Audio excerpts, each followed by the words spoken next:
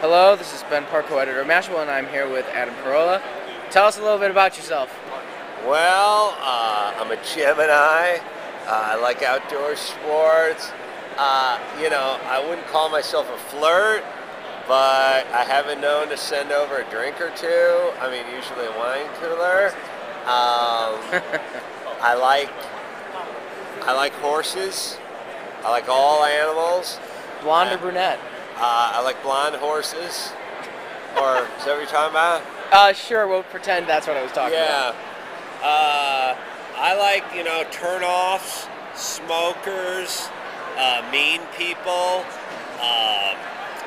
Nazis, pedophiles, people that masturbate to vivisection videos, guys who put smokers who put their cigarettes out on their kids. Other turn-offs would be like people that eat cat fecal matter, and smokers that smoke cat fecal matter, and other turn-offs would be like mean people that smoke and eat cat fecal matter. Have you ever dated someone that was that? That'd be turn-off. Turn-ons, I like nice people and nice eyes. You have nice eyes. Why, thank you. And the outdoors. I like the outdoors. Very nice. Well, do you do your podcast in the Not outdoors? outside. Outdoors. Yeah. What's the difference? Well, for some reason, outdoors is a forest, and outside is just like it's a sidewalk, but there's a door. Outdoors, it's weird. I think they have it backwards. That should be outside. I mean, because they say outdoors, you step out your front door, you're not in the sequoias. You know what I mean? I don't understand. And then outside. Yeah, then it'll say I'm an outsidesman. I'm an outdoorsman. But anyway, other turn-offs would include people that drown other people and then, collect insurance. Smokers. Would you like me to rename this article the Adam Carolla dating video? Please. I'd be glad to do that. Did I say I was a Virgo? You said you were I think you said you were a Pisces. Oh, Pisces. You're a Pisces. Right. Yeah, that's the crab one. Right. Yeah. Turn-offs, shellfish, smoking shellfish. You get one more and then we go to the next question. All right, go ahead. What's your next question? All right, let's talk about the transition. You have a very popular podcast. You went from TV to podcasting.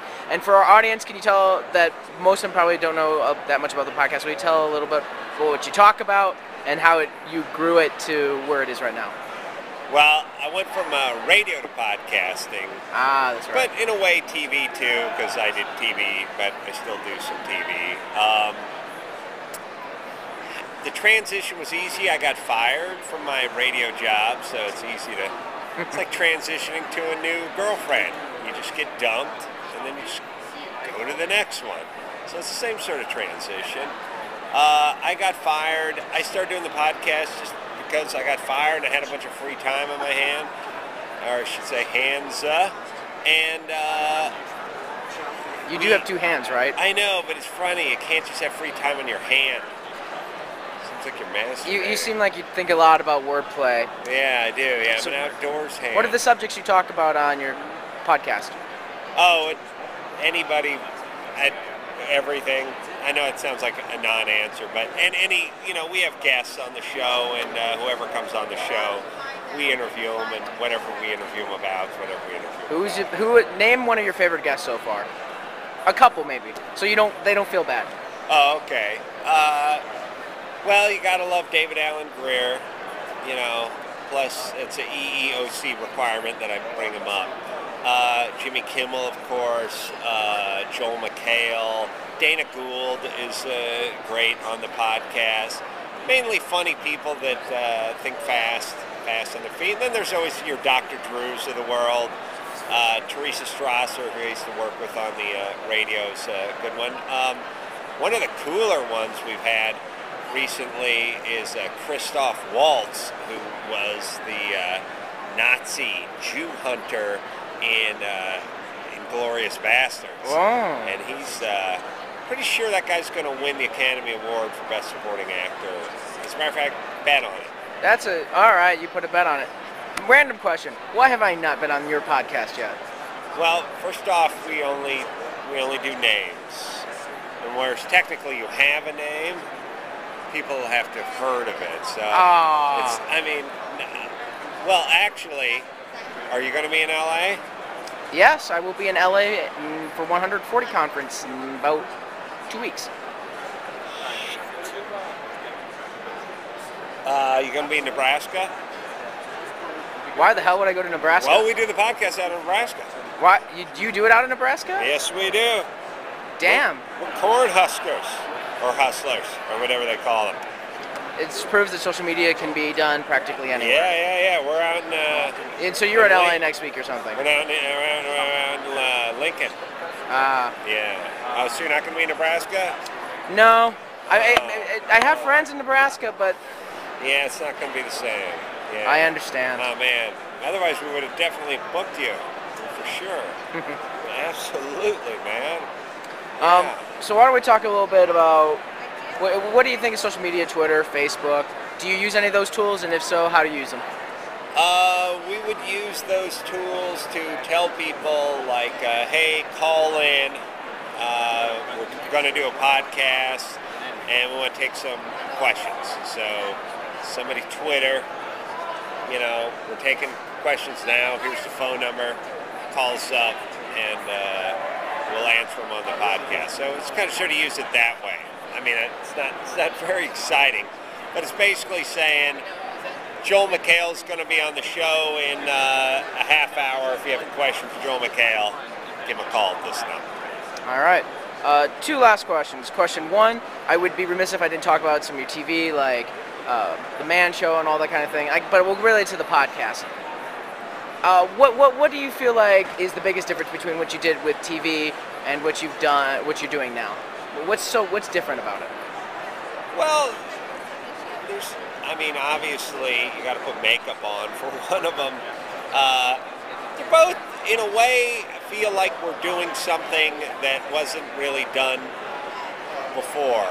The Man Show was a different show. Nothing really existed like it before. It was kind of labor love. I did it with Jimmy, and Jimmy and I are great friends, and so it just felt like a natural, exploration of our creativity and our friendship, and it just felt like we got a bunch of friends together and we did a show that hadn't really been done before, and we had a lot of fun, and it seemed pretty easy, and people enjoyed it.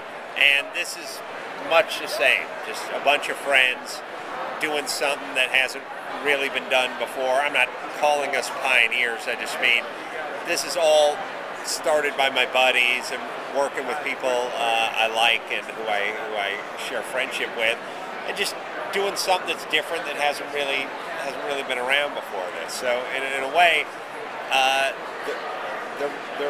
there's actually a lot of similarities between the two. Minus the hot chicks. Minus the hot chicks, the jumping on trampolines. And the beer and the payday. Other than that, it's awesome. All right. Last question. Actually, just any random piece of advice you'd like to give to our millions of readers. Well, like if you pick your nose when you drive, and sometimes you rub your boogers on some notebook paper or something like that, some directions or something that's in your car, like on the passenger seat.